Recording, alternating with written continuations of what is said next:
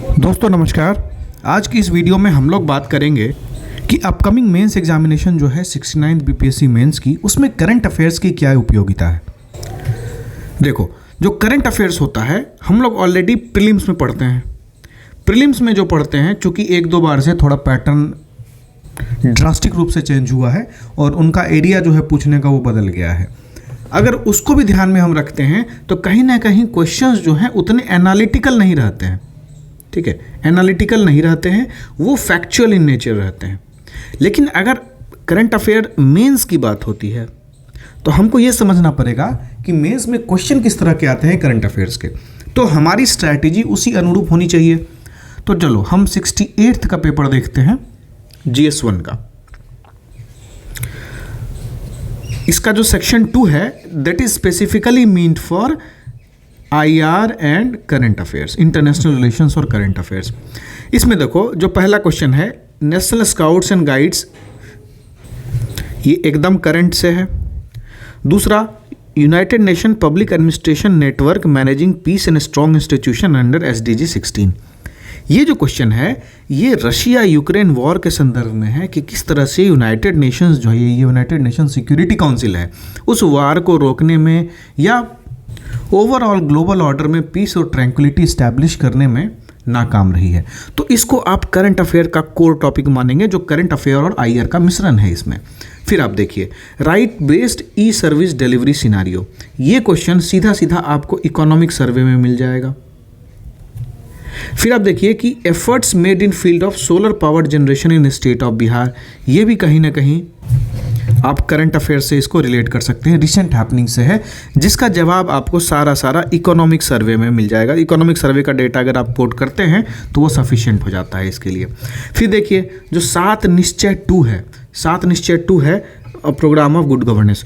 चूँकि ये पहले का प्रोग्राम है, लेकिन इसमें सिर्फ और सिर्फ आपको स्टैटिक कंटेंट डालने से काम नहीं चलेगा। इसमें आपको डालना पड़ेगा कि जो 7 निश्चय 2 है, इसके अंदर जो सब कंपोनेंट्स हैं, इन सब कंपोनेंट्स के अंदर कौन कौन से स्कीम्स लाए गए हैं इन सब कंपोनेंट्स के अंदर, तभी ये क्वेश्चन, इसका आंसर जो है वो डायनेमिक हो पाएगा और आपको मार्क्स भी 8 में से अगर 5 चाहिए, आपको 6 चाहिए, तो वो सब रिसेंट की डायनेमिज्म लाना पड़ेगा आपको आंसर में। फिर देखिए 5वां क्वेश्चन, इसने यूनिवर्सिटी ग्रांट कमीशन का जो रिसेंट में एक ड्राफ्ट रेगुलेशन आया था कि जो फॉरेन यूनिवर्सिटीज़ का कैंपस है उसको इंडिया में खोलना है, ये कोर करंट अफेयर्स का टॉपिक है। ठीक है, इसमें कोई दो राय नहीं है, करंट अफेयर का टॉपिक है। इसके साथ साथ इस बार का जो फोकस था 68 का, ये थोड़ा अनयूजुअल क्वेश्चन था, इस तरह का क्वेश्चन आता नहीं है, बट इसने इंक्लूड किया हायर एजुकेशन पे फोकस किया। ये जनरली जो है नेशनल एजुकेशन पॉलिसी आया था, उसका जो फॉलोअप क्वेश्चन है वो है, क्योंकि नेशनल एजुकेशन पॉलिसी सब लोग पढ़ के जा रहे थे, लेकिन उसके जो फॉलोअप क्वेश्चंस हैं उससे रिलेटेड और क्या चीज़ें हो रही हैं उसके सानिध्य में, तो उसके सानिध्य में ये क्वेश्चन आया था यूनिवर्सिटी ग्रांट कमीशन वाला। तो क्वेश्चन देखिए कैसा है, डायरेक्ट नहीं पूछ रहे हैं वो लोग, टॉपिक जो न्यूज़ में है वही है, लेकिन उसके एक लीक हटके या एक स्टेप आगे बढ़ के पूछ रहे हैं। अब देखिए यहाँ वाइस प्रेसिडेंट ऑफ इंडिया का एक स्पीच था डॉक्ट्राइन ऑफ बेसिक स्ट्रक्चर को लेके। डॉक्ट्राइन ऑफ बेसिक स्ट्रक्चर आपको पता है केशवानंदा भारती केस से रिलेटेड है। अब जो केशवानंदा भारती से केस रिलेटेड है, आपको इसके बारे में सारे स्टैटिक्स तो पता होंगे कि कौन कौन से केस रिलेटेड हैं, इवोल्यूशन कैसे हुआ बेसिक स्ट्रक्चर डॉक्ट्राइन का, कौन से केसेस में क्या क्या चीज़ें मुख्यतः बताई गई, कब उसको निरस्त किया गया, कब उसको आगे बढ़ाया गया, फंडामेंटल राइट ड्यूटीज़ के बारे में जो भी डिस्कशन है वो आप यहाँ पे डाल सकते हैं। अब जो रिसेंट में क्लैश है एग्जीक्यूटिव और जुडिशरी का, जिसके कारण वाइस प्रेसिडेंट ऑफ इंडिया और उस समय के तत्कालीन लॉ मिनिस्टर जो थे, उन्होंने भी डॉक्ट्राइन ऑफ बेसिक स्ट्रक्चर पे, इवन एक former chief justice of India Ranjan Gogoi साहब ने भी इस पे डॉक्ट्राइन ऑफ बेसिक स्ट्रक्चर पे अपना कुछ कमेंट दिया था कि जो भी कमेंट था, तो उन सबको जब तक आप इसमें कोट नहीं करेंगे तब तक क्या है, आपको 38 में से अगर 20+ की चाह रखते हैं आप, तो वो सब लिखना पड़ेगा जो कि रिलेटेड है करंट अफेयर्स से। आपको हर एक क्वेश्चन में जो है एटलीस्ट करंट अफेयर का एलिमेंट थोड़ा डालना पड़ेगा। फिर आते हैं इसके अगले क्वेश्चन पे। अगला सवाल G20 समिट से रिलेटेड है। उस समय G20 समिट हुई नहीं थी, लेकिन ग्लोबल साउथ का एक समिट हुआ था, है ना।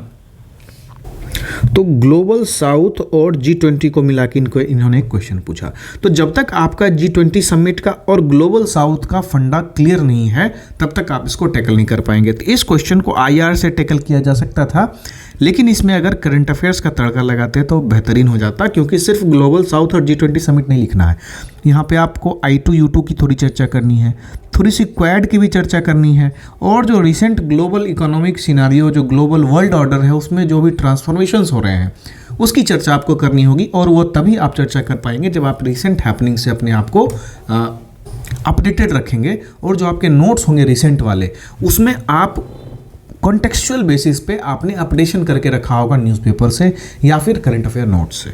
ठीक है, तो दिस इज़ वेरी इंपॉर्टेंट कि करंट अफेयर नोट्स को सिर्फ और सिर्फ डायरेक्ट क्वेश्चन नहीं आते हैं उससे, आप उस करंट अफेयर के टॉपिक को, आप उस करंट अफेयर के अंदर पढ़े हुए डायमेंशन को आप दूसरे क्वेश्चन में भी यूज़ कर सकते हैं। देखिए, role of United Nation in access and resource management for the support of Syria and Turkey earthquake. ये कौन जानता था सीरिया एंड टर्की अर्थक्वेक पूछेगा, है ना। तो इस बार सब बोल रहे हैं Israel conflict, Israel Hamas conflict और बाकी सब जो बड़े बड़े टॉपिक्स हैं उस पर, भाई उस पर सवाल नहीं पूछेगा। वो जो सवाल पूछेगा ना, वो एक स्टेप आगे या एक स्टेप पीछे पूछेगा उससे।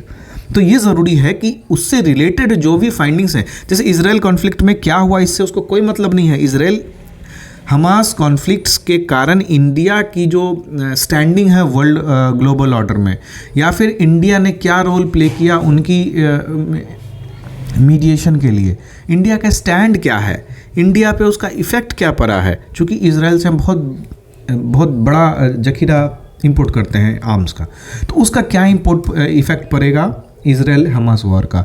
तो सेकेंड लेवल का जो टॉपिक है वो हमारे लिए इंपॉर्टेंट है, उस पर सवाल बन सकते हैं। डायरेक्ट सवाल अब बनने का टाइम खत्म हो गया। G20 देखो ना, सब G20 समिट रट के गए थे। अब जब तक आपने G20 को ग्लोबल साउथ का बढ़िया से एक वर्ल्ड मैप में दिखा के, आप जब तक उसको नहीं दिखाएंगे तब तक मार्क्स नहीं मिलेगा आपको इसमें। ठीक है, अब आते हैं हम GS पेपर 2 में। अब GS पेपर 2 में देखिए, ये डायनेमिक सेकुलरिज्म की बात हो रही है। फिर देखेंगे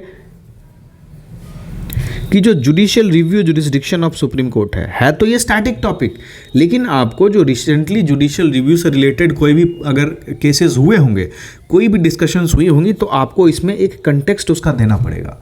अगर आप कंटेक्स्ट देते हैं तभी आप डायनेमिक बना सकते हैं अपने आंसर को। इसलिए करंट अफेयर को कभी भी आप आइसोलेटली मत पढ़िए। करंट अफेयर जो है ना, इस महीना में ज़्यादा फोकस करिए, इसलिए क्योंकि अभी तक जो आप पढ़ रहे थे आपने स्टैटिक्स फिनिश कर लिया। अब इन स्टैटिक्स में करंट अफेयर का तड़का लगाना शुरू करिए। ठीक है, वो सब टॉपिक्स जो करंट अफेयर में आपको बताए जा रहे हैं, उन सब टॉपिक्स को लेके आप डिस्कशन आप देखिए नोट्स में कहाँ से रिलेट कर रहा है, और उस पॉइंट पे आप उसको ऐड करिए। ठीक है, देखिए यहाँ पे जोनल काउंसिल का क्वेश्चन है ना। तो जोनल काउंसिल का क्वेश्चन बहुत टसल था। अभी रिसेंट में अभी क्या करा, बिहार स्पेशल स्टेट की डिमांड कर रहा है, स्पेशल स्टेटस की डिमांड कर रहा है। इस पे एक क्वेश्चन बन सकता है किससे रिलेट करके, कि जो इंटर स्टेट काउंसिल है या नीति आयोग का जो मीटिंग होता है, या फिर आप कहें तो GST का जो मीटिंग होता है, काउंसिल मीटिंग होता है, उससे स्पेशल स्टेटस को रिलेट करके क्वेश्चन बना सकते हैं, है ना। तो इस पे आपका नोट्स बना होना चाहिए स्पेशल स्टेटस ऑफ बिहार का। फिर देखिए, तो caste plays a role in Indian politics. अब देखिए, अगर कास्ट का आपको क्वेश्चन दिया, आपके पास इसका नोट्स रेडी होगा, मेरे ख्याल से बिल्कुल रेडी होगा। लेकिन अब जब बिहार ने 65% रिजर्वेशन ला दिया है, तो उसको आपको इसमें लिखना एकदम ज़रूरी होगा। अब जब 65% का आरक्षण वाला पॉइंट आप लिखेंगे, तो 65% वाला नोट्स भी आपके पास बना होना चाहिए इसके रिजर्वेशन का। ठीक है, तो आपको करंट अफेयर्स इस तरह से पढ़ना है। करंट अफेयर को आपको जो ऑलरेडी एग्जिस्टिंग टॉपिक्स हैं उसमें क्या एडवांसमेंट्स हुए हैं, अगर कुछ एडवांसमेंट्स हुए हैं तो गूगल करके आप उसको निकालिए और उसको रेफ़र करिए, वो ज़्यादा आपको इफेक्ट करेगा। जैसे इलेक्शन कमीशन ऑफ इंडिया है, इलेक्शन कमीशन ऑफ इंडिया का आप लिखेंगे यहाँ पे, लेकिन आपको इसमें जब तक appointment of CEC and EC का जो अभी चल रहा है, जिसमें सुप्रीम कोर्ट का एक जजमेंट आया था, उसके बाद एक बिल ले आया गया कॉलेजियम बनाने का, है ना, तो उस चीज़ को आप नहीं कोट करेंगे तो ये आंसर कंप्लीट नहीं होगा, राइट। सिमिलरली सेक्शन 2 में देखिए नेशनल लॉजिस्टिक्स पॉलिसी, फिर पीएम गति शक्ति प्लान। अब हो सकता है इस बार विश्वकर्मा स्कीम पूछ दे, हो सकता है इस बार मिशन शक्ति के बारे में कुछ पूछ दे, मिशन वात्सल्य के बारे में कुछ पूछ दे। सिमिलरली देखिए अटल इनोवेशन मिशन के बारे में इन्होंने पूछा है। फिर देखिए लेवल ऑफ अर्बनाइजेशन इन बिहार, ये क्वेश्चन जो है आप कंप्लीटली इकोनॉमिक सर्वे से आंसर किया जा सकता था, ये एकदम स्टैटिक क्वेश्चन है। फिर देखिए 5 का ये देखिए इंडियाज ग्लोबल ट्रेड इंगेजमेंट्स, क्योंकि फॉरेन ट्रेड पॉलिसी आया था, उस फॉरेन ट्रेड पॉलिसी को लेकर ये क्वेश्चन बना दिया। ये क्वेश्चन भी आप इकोनॉमिक सर्वे में सिर्फ डेटा है, उससे रिलेटेड कोई आर्गुमेंट्स नहीं है। आप आर्गुमेंट्स तभी प्लेस कर पाएंगे जब आप करंट अफेयर्स से अपने आप को ये रखेंगे, या फिर कोई ऐसा न्यूज़ आप पढ़ेंगे जिसमें टेलीकॉम सेक्टर किस तरह से इंडिया में एक्सपैंड कर रहा है और उसकी एडवांटेजेस डिसएडवांटेजेस के साथ फ्यूचर स्कोप क्या है। प्रधानमंत्री नरेंद्र मोदी जी ने 6G का टारगेट दे दिया है, तो ये सब मेंशन अगर आप इसमें करेंगे तो क्या है, आपका आंसर काफ़ी डायनेमिक हो जाता है। फिर देखिए ब्लू इकोनॉमी की बात कही है इन्होंने, इंडस्ट्री की बात कही है, रॉ मटेरियल इंडस्ट्री की बात कही है कि किस तरह से इंडस्ट्रीज बिहार में डेवलप हो रही हैं। तो आपके पास तो इसका नोट्स बना हुआ है नो डाउट, लेकिन इस नोट्स में आपको और सब्सटेंशिएशन करने हैं कि अभी बहुत सारी मीटिंग्स हो रही हैं इंडस्ट्री डिपार्टमेंट की बहुत सारी सॉफ्टवेयर कंपनीज से, सो दैट उनकी जो रीजनल ऑफिसेज और ऑपरेशंस बिहार में हैं वो सुचारू रूप से चल सकें। तो इसमें forest based industry, agro based industry और मिनरल बेस्ड इंडस्ट्री की इन्होंने बात की है। तो आप एक इसमें वे फॉरवर्ड में लिखें कि सिर्फ इससे ही हम सीमित नहीं रखेंगे, हम क्या कर सकते हैं सॉफ्टवेयर में भी अपना ये कर सकते हैं। तो आप तभी लिखेंगे ना जब अपने आपको करंट अफेयर से आप अपडेट रखेंगे, है ना। तो इसके साथ साथ इसमें और भी सारी जैसे एग्रो बेस्ड इंडस्ट्री है, तो किस तरह से जीविका एग्रो बेस्ड इंडस्ट्री में काम कर रही है, तो जीविका की जो भी आपके पास पॉइंट्स हैं वो इसमें आप रिलेट करके लिख सकते हैं। मिनरल बेस्ड इंडस्ट्री में आप देख सकते हैं किस तरह से अभी सीमेंट इंडस्ट्री को वापस से रिन्यूगरेट करने की बात चल रही है, तो उस सबको आप पॉइंट इसमें लिख सकते हैं। फिर आप देखिए इंडिजिनाइजेशन ऑफ टेक्नोलॉजी, इसमें बहुत अच्छे अच्छे पॉइंट आप मेंशन कर सकते हैं। फिर न्यूक्लियर एनर्जी प्रोग्राम है, ये तो कर सकते हैं, लेकिन इसमें करंट अफेयर का ज़्यादा आप नहीं दे पाएंगे, बट इसमें ये लिख सकते हैं कि हम किस तरह से अभी नॉन रिन्यूएबल से रिन्यूएबल की तरफ शिफ्ट होना चाह रहे हैं, और उसमें न्यूक्लियर एनर्जी प्रोग्राम का उसमें कितना परसेंटेज रहने वाला है रिन्यूएबल में। तो एक रिसेंट डेटा अगर आप कोट करेंगे, जैसे रिसेंट देखिए अभी COP 28 हुआ है, तो COP 28 से रिलेटेड अगर कोई फैक्ट है आपके पास, या उसमें आपके पास पंचामृत का फैक्ट था, तो ये सब फैक्ट अगर आप इसमें मेंशन करेंगे तो इस आंसर का जो डायनेमिज्म है वो बढ़ेगा। ठीक है, तो मोटा मोटी कहने का यही मेरा मतलब है कि करंट अफेयर्स को आप बस एक आइसोलेशन में ना पढ़ें, करंट अफेयर्स को इस तरह से पढ़ें कि आप ना सिर्फ करंट अफेयर्स के टॉपिक्स को ख़त्म कर रहे हैं, बल्कि आपके जो स्टैटिक टॉपिक्स हैं आप उनमें ढूंढिए कि क्या अपडेशंस हुए हैं, है ना। अगर आपको कुछ करंट अफेयर टॉपिक बताया जा रहा है तो उसको आप कौन से टॉपिक में ऐड कर सकते हैं, किस टॉपिक में आप उससे इन्हांसमेंट कर सकते हैं, ये ज़रूर करिए। तभी मेंस में आज के टाइम पे मार्क्स आने वाले हैं, लड़के बहुत पढ़ रहे हैं, है ना। There is a huge competition. अगर आपको एज लेना है मेंस में तो your answer should be of superior quality, और उसके लिए आपको डायनेमिज्म लाना पड़ेगा आंसर में। तो ये ज़रूरी है कि आप अपने नोट्स को एकदम से अपडेट करते रहें रेगुलरली।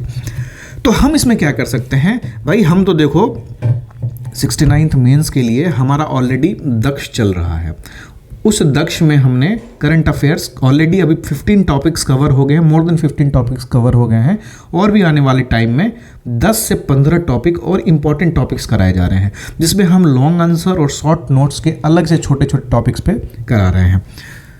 इसके साथ साथ जो हमारी मेंस की टेस्ट सीरीज चल रही है उसमें भी हमने करंट अफेयर्स का जो कंप्लीट मॉड्यूल है वो हमने उनको दिया है।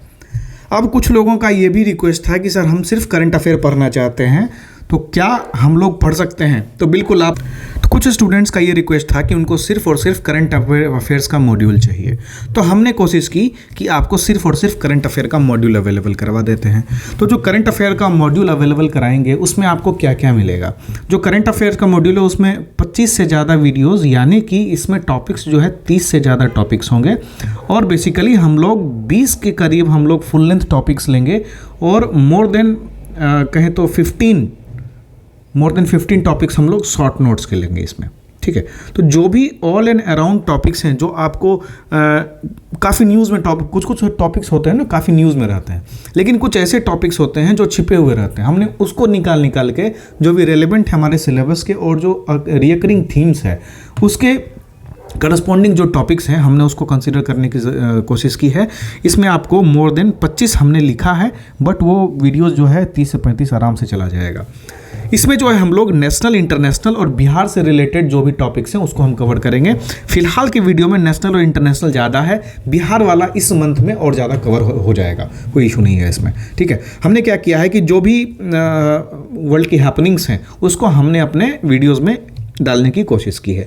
जो आपको पीडीएफ इसके साथ, वीडियो के साथ आपको पीडीएफ भी मिलेगा, वो पीडीएफ हिंदी में भी मिलेगा और इंग्लिश में भी मिलेगा, वो बाइलिंगुअल रहेगा। मेरे समझाने का तरीका जो होता है, मैं कंप्लीटली हिंदी में बोलता हूँ, बीच बीच में इंग्लिश के कुछ वर्ड्स आते हैं, लेकिन लिखने का जो तरीका मेरा इंग्लिश का है, लेकिन जो आपको पीडीएफ दिया जाएगा वो हिंदी और इंग्लिश दोनों में पीडीएफ होगा। ठीक है, हम लोग क्या करते हैं, रेगुलर वीडियो जूम सेशन कर रहे थे। अगर किसी को कुछ डाउट होता है करंट अफेयर्स में, या फिर कहे तो मेंटरशिप सेशन कि कैसे अप्रोच करें मेंस एग्जामिनेशन को, उसके हम लोग जूम सेशन करते रहते हैं। इसमें भी जूम सेशन की जाएंगी, जो भी हमारे रेगुलर क्लासेस का जूम सेशन है ना, उसी के साथ इसको इंटीग्रेट कर दिया जाएगा, ताकि आपको अगर कोई डाउट हो तो आप उसमें पूछ सकते हैं। आपकी जो वीडियोज़ रहेंगी वो 69th BPSC मेंस तक अवेलेबल रहेंगी, आप इनको जितनी बार चाहे देख सकते हैं।